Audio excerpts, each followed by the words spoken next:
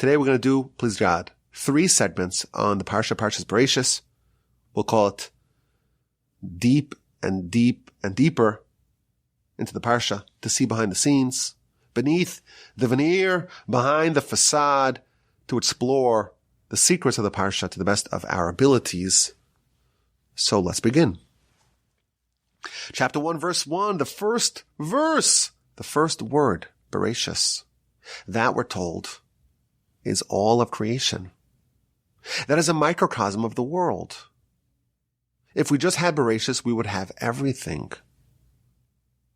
Our sages tell us that everything is hidden in that one word.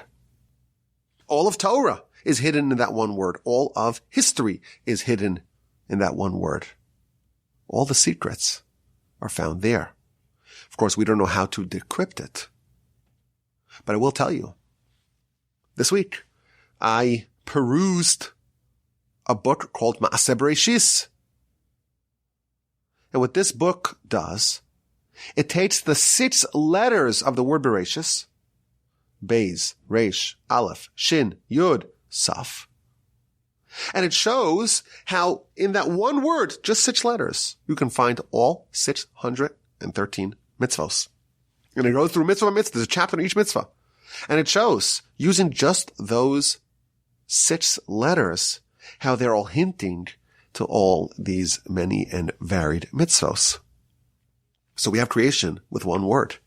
And then we have creation in, a chapter plus 3 verses. 7 days to flesh out, so to speak. Bereishis is in one word, and that gets fleshed out over the course of 7 days. And the Ramban tells us, this is the Ramban beginning of chapter 2, that this week of creation, these 7 days, they are a microcosm of all of human history. The Talmud tells us that this world is a 6,000-year enterprise. After 6,000 years, the world transitions to a Shabbos state, the 7th millennium. And everything that happened in these 6 days, 6 plus 1, so 7 days, that is a microcosm of all that will happen over the course of 7 millennia. We have a creation. And then we have a creation. And then we have another creation. We have Bereishis, creation in one word. And then we have a creation, so to speak, over the course of 7 days. And then we have the actualization of that on a much larger scale over the course of 7,000 years.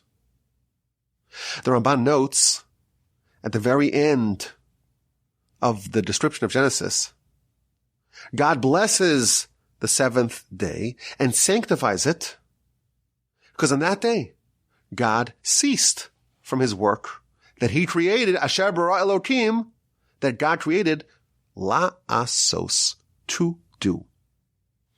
There's an extra word here. The verse should have said that God created. Why does it say that God created to do? Says the Ramban. Bereishis is all of creation. That one word is all of creation. But really, the first week is all of creation as well. And these 6 days, they are a template for the 6 millennia of this world and the 1 millennia of the next world. And then he goes through the days of creation and shows how they mirror and correspond and foreshadow to the successive millennia of history. The first 2 days of Genesis, the world is completely covered in water. Nothing was complete.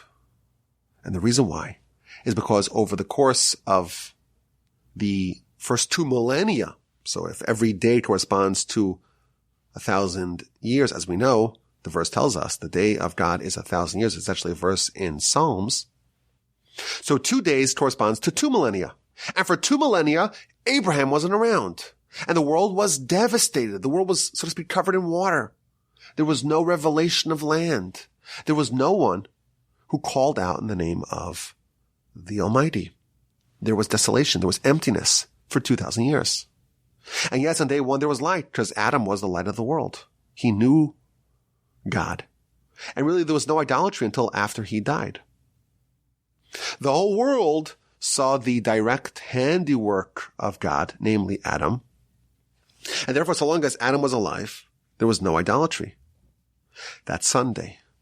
And then Monday, so year 1000 to year 2000, there's the separation. Separation of the upper waters from the lower waters. Noah and his sons were separated from the wicked people who were struck by waters. And then we have the generation of dispersal. Again, further separation. And then Tuesday. Tuesday is the one day that the verse says about it twice. It was good. Tuesday is a very good day. It's doubly good.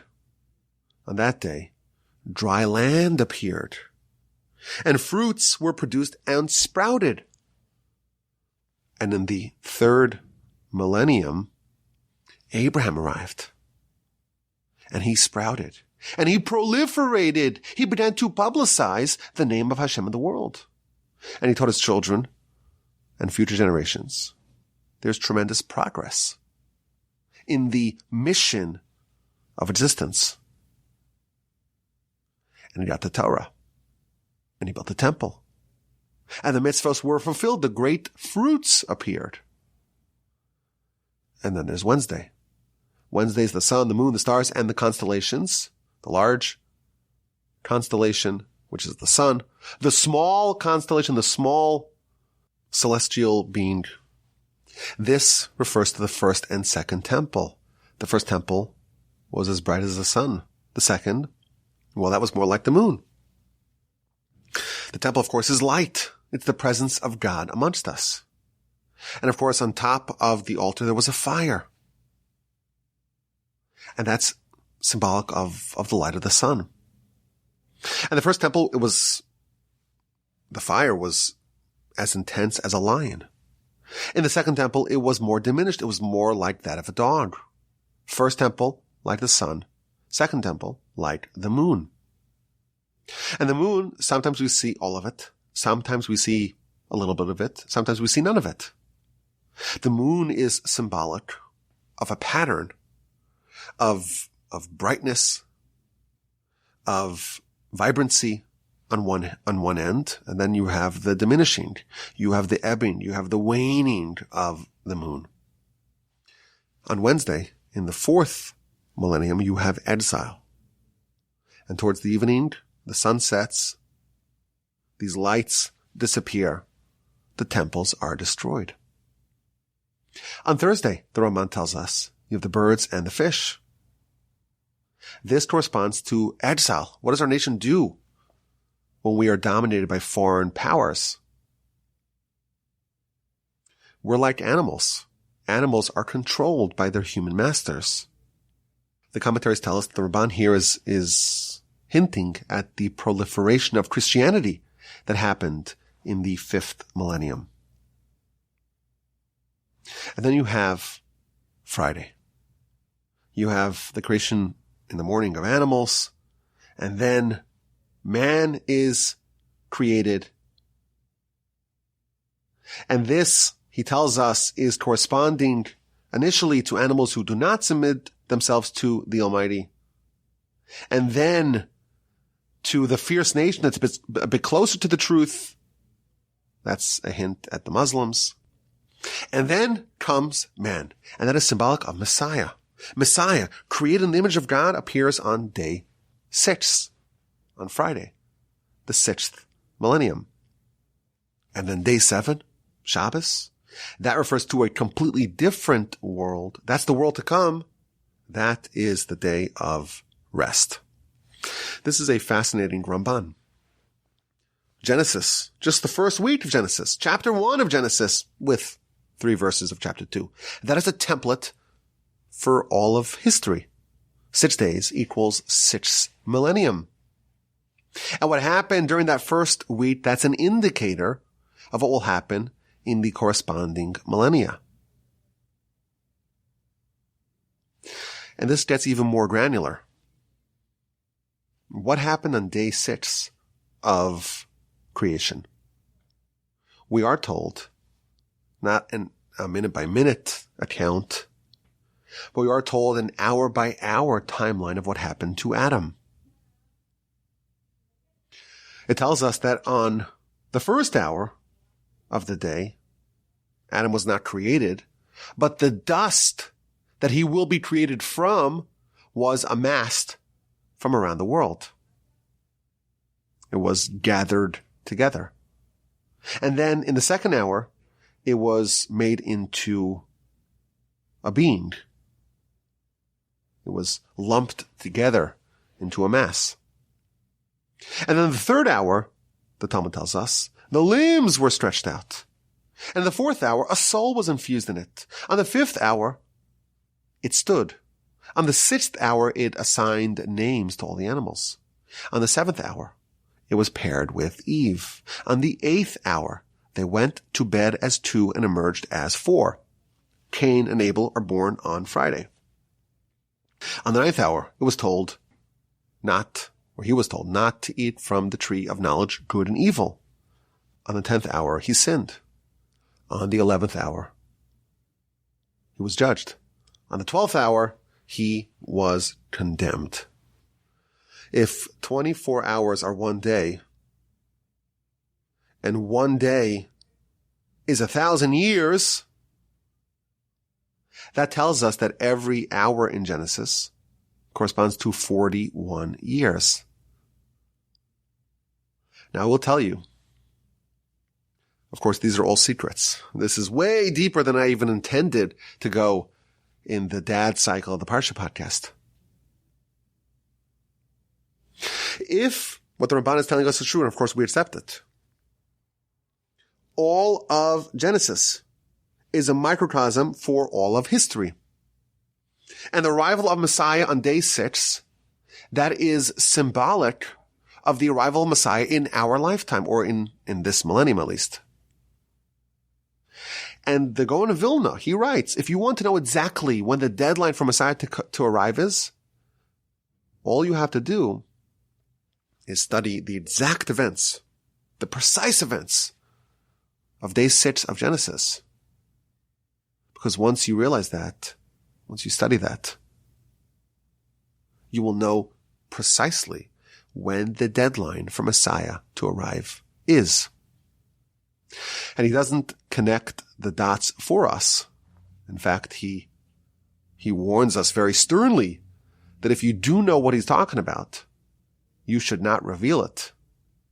I even read a story that there was someone who cited this comment in the Gaon of Vilna. And he says, yes, the Gaon of Vilna says not to reveal it, but it's time to reveal it. And as he said that, he got a heart attack and he died. The Gaon of Vilna says, there's a secret here. In the episode of Genesis, on day 6, if you find out exactly what happened minute by minute, hour by hour, you will find a point where Messiah arrives. And then you can extrapolate that to the 1,000 years that correspond to day 6, and you'll know exactly when the endpoint of Messiah is. But of course, even if I knew, I wouldn't tell you, because I will not violate the warning of the Gaon of Vilna. But the larger idea is sound. As we get closer to year 6,000, we are getting closer to the final endpoint of Messiah. And of course, we know on our Fridays, there's a preparation for Shabbos that happens on Friday. And as you get closer to Shabbos, the preparation intensifies. Messianic development picks up steam as we approach the end of the Millennium Friday. Now, I want to take this a bit deeper. We have lots of microcosms here. Bereishis is a microcosm of all of creation. This first week of creation is a microcosm of all of our history. But what's it all about? What is Genesis? What is creation all about? What is the purpose of creation? What is the meaning of life? So listen to this. The Torah starts off, Bereishis. And the next 3 words are, Bara Elokim Es. in the beginning of God's creation of heaven and earth. What does bara means to create? Elokim means God. Es means, it's a word you can't translate into English because there is no parallel of that, but that's like a connecting word. God created the heavens and earth. Those three words, so you have Bereishis, but after Bereishis, the three words are bara, Elokim, es. The final letter of those three words are, bara is Beis, Resh, Aleph. Elokim ends with the letter mem. Es ends with the letter of a saf, or a taf.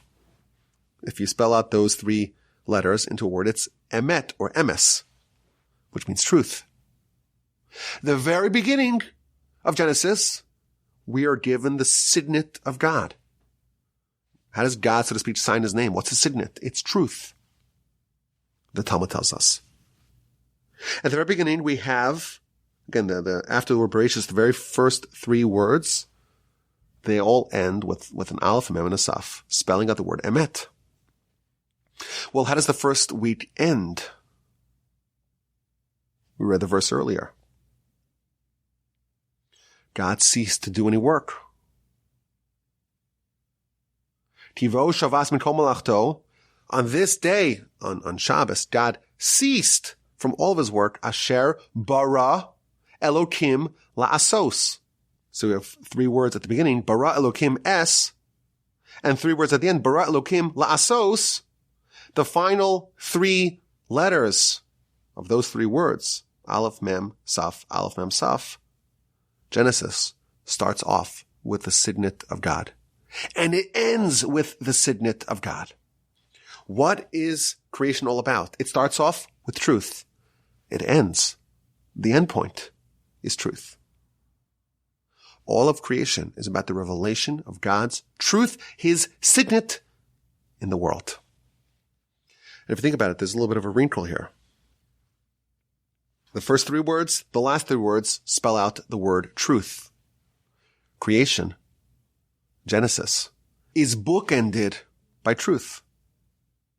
At the beginning, at the end, in the middle, not so much. Our mission is to restore the truth, the signet of God in this world, when it's all said and done, in a way that matches, that mirrors the way it was at the very beginning. We, or the reason why existence was done, is to see if the people who are the levers of existence, can you contribute towards the restoration of the signet of God the way it was with Bereishis at the very beginning? This is a very powerful idea. It starts off with truth. It ends with truth. That's the end point. And that's the purpose. Can we, us, fragile, frail, fallible humans, can we contribute towards the revelation of God's truth in the world? And there's another point here. We know that there are many names of God in the Torah. In fact, the Ramban, in his introduction to his commentary on the Torah, we actually went through this a few years ago, he tells us that there is a heavenly dimension to Torah when the Torah is existing as black fire atop of white fire. And in that dimension, Torah is just the names of God. But on our dimension of Torah, there are 10 dedicated names of God in the Torah. And the heretics say, well, there are 2 Genesis narratives, one with the name Elokim, and one with the ineffable 4-letter name of God, the Tetragrammaton. And the redactors worked really hard, overtime even, to stitch it all together. We have to dispense with the infantile nonsense of this quote-unquote documentary hypothesis. There are 4 different books, plus the redactor, maybe even more, who knows, and it's all haphazardly stitched together. It's really silly, and we shouldn't even address it in such a forum, so shallow and infantile. And there's, of course, an inherent contradiction On one hand, these heretics are arguing, well, it's so obvious there are different sources, yet it's stitched together so seamlessly. But regardless, here's another cool thing. How do we invoke God's signet in the world? What can we do to bring about this emet, this truth of God in the world?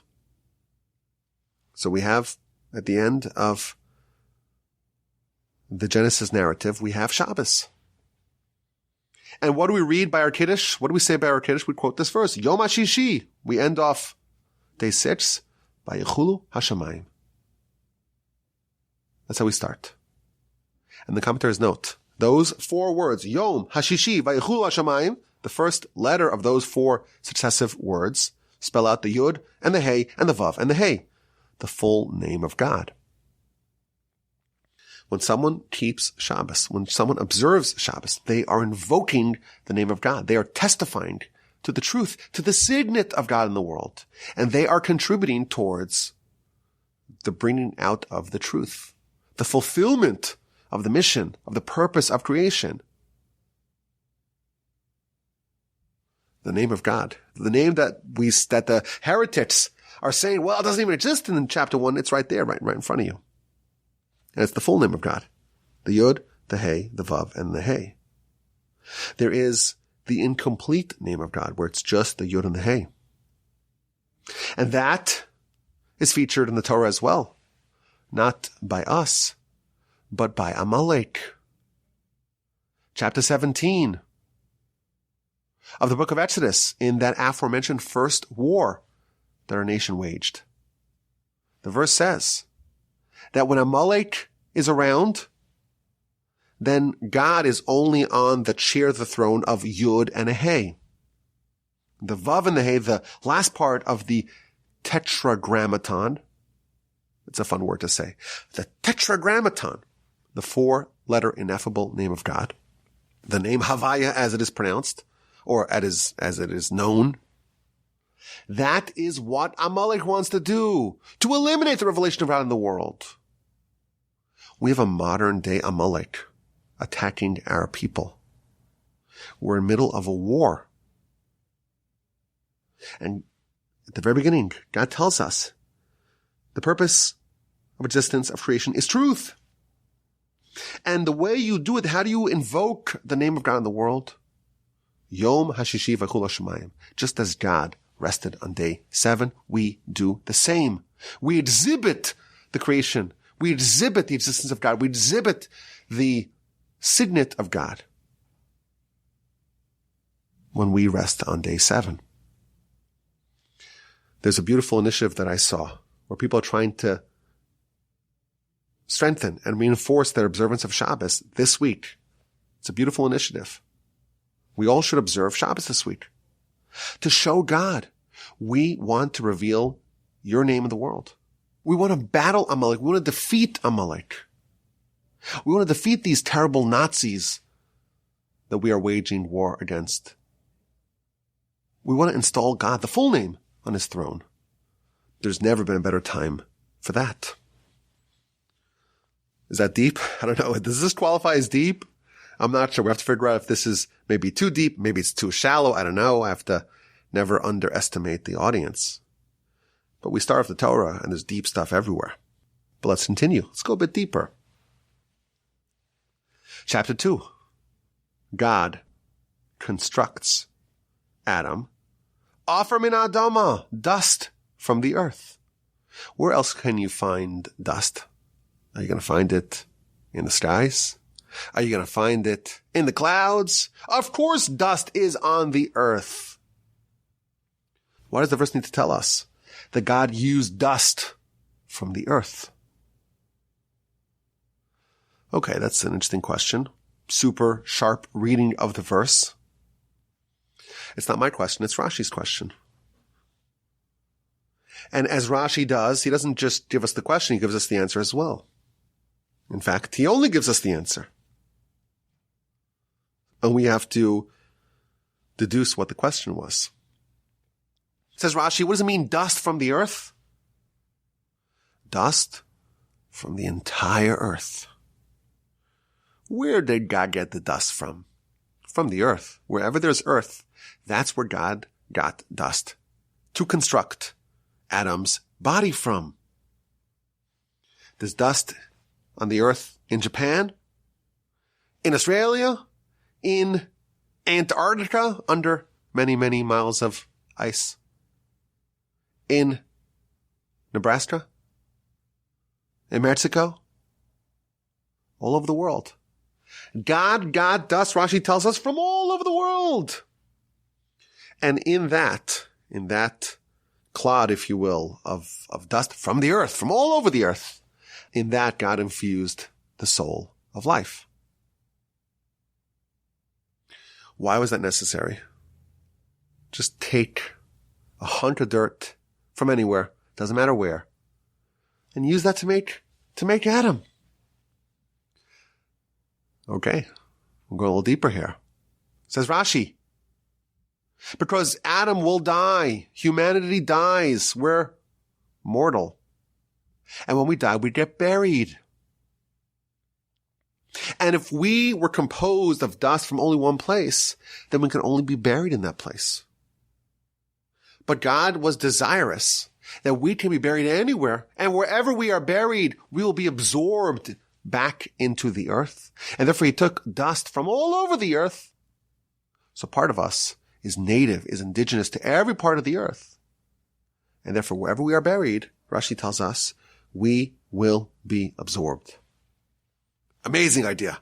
Incredible. It starts off with a very sharp reading of the verse, dust from the earth. And then it tells us, oh, so what's the reason? What does that mean? It means because dust from all over the earth. And why? So that way when we're buried, we'll always be welcome, so to speak, by wherever we are interred. Now, what does this mean? Two amazing ideas. Burial is not a convenient and humane and environmentally friendly way to dispose of a dead body. It's much more than that. Burial is planting of a body, of something that will emerge for resurrection. When we plant a body, that's not the last time we're going to see that body. It's going to emerge. The righteous will emerge for Olam Haba, for the world to come. The wicked will emerge for eternal judgment. But what we're doing when we're burying someone is we are planting that body to emerge, to surface in a future time. If you wanted to plant an esrog, you cannot go to upstate New York and plant a citron tree. It won't grow there. You have to find the right soil for every type of thing that grows. Pistachios grow really well, I've been told, in Iran. And almonds do really well in California. And oranges, well, they flourish in Florida. I have to maintain my New York bona fides.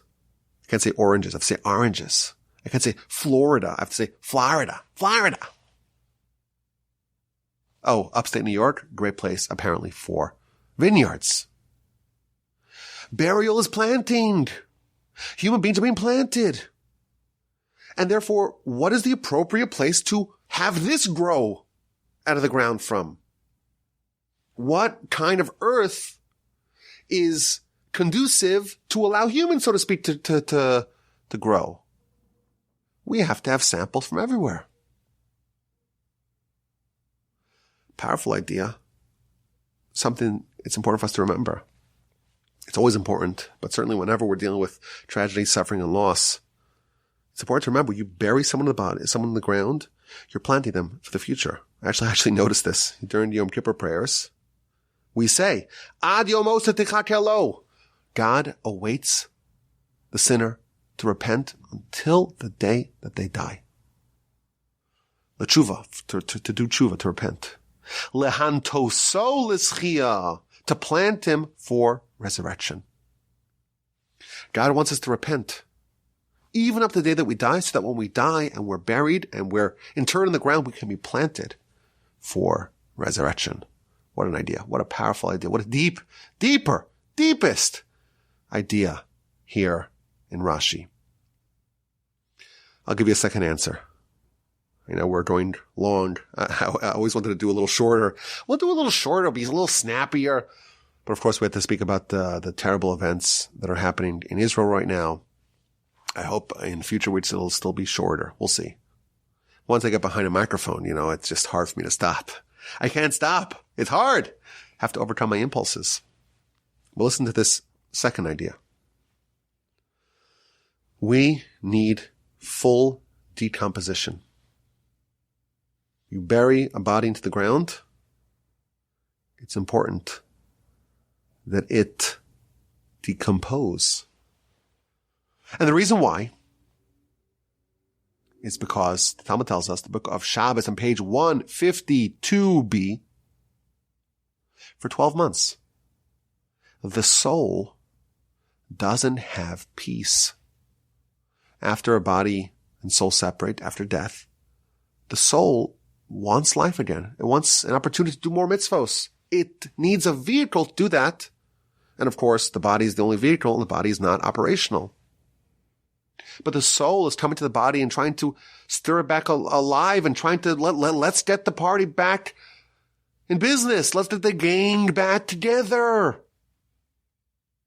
So for 12 months, the body is there, and it still resembles a body because it hasn't been fully decomposed. And the soul doesn't have full peace because it wants to go back.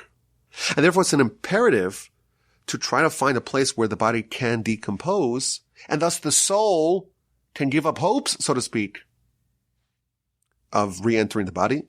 There's a time for that. Resurrection will happen, of course.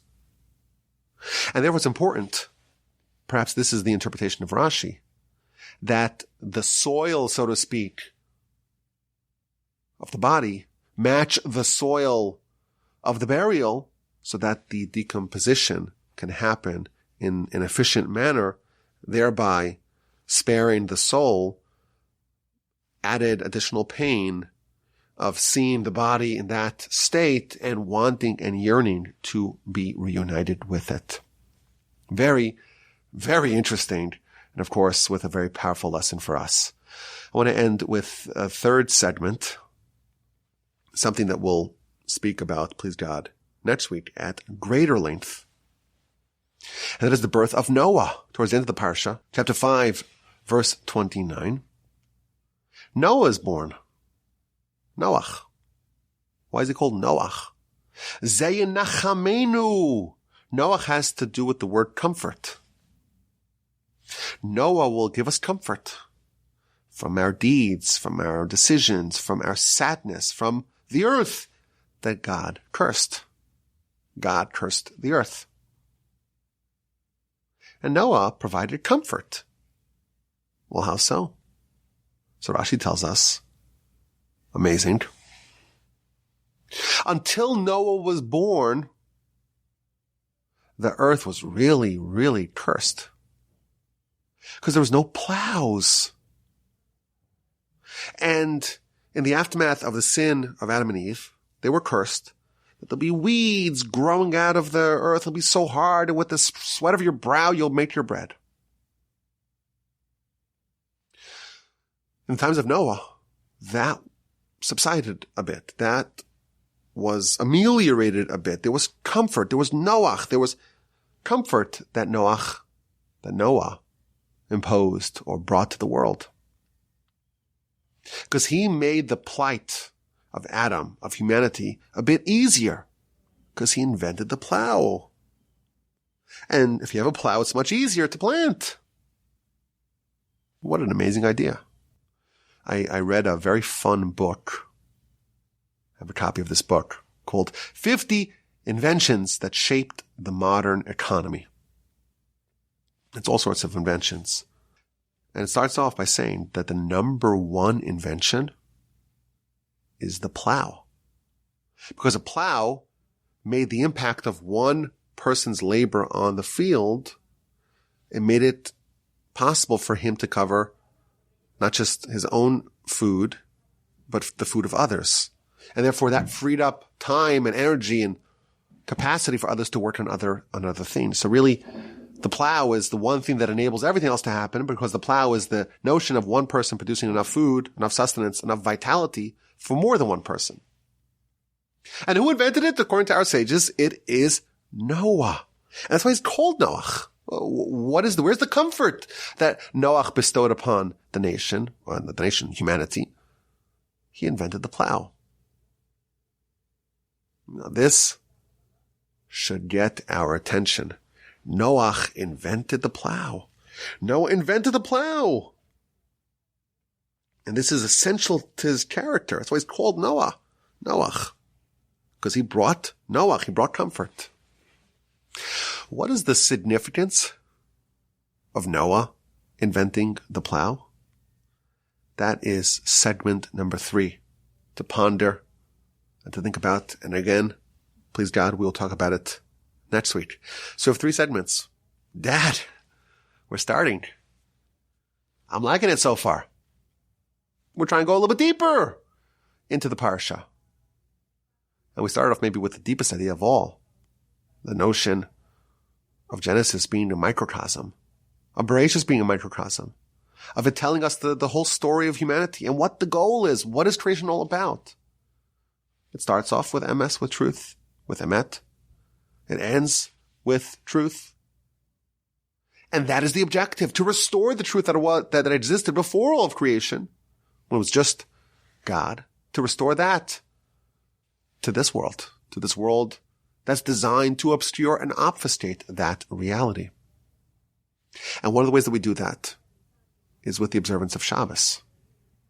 That was deep idea number 1, segment number 1. Segment number 2 is about the composition of Adam, dust from the earth. Where the earth? Wherever there is earth, there's a part of Adam. And why?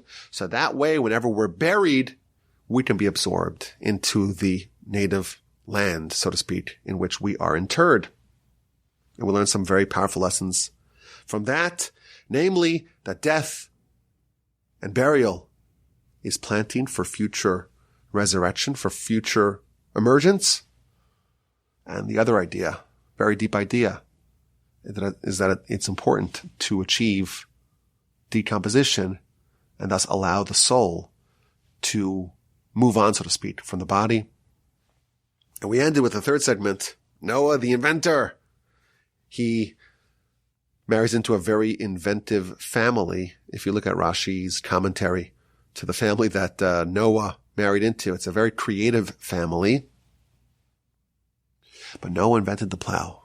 And that is critical to his identity. That's why he's called Noach. Because he brought comfort. The significance of that will be pondered, please God, in next week's Parsha podcast. We should have a peaceful Shabbos, an uplifting Shabbos, a quiescent Shabbos. And of course, my email address is rabbiwalby@gmail.com. Send me your questions, your comments, and your feedback.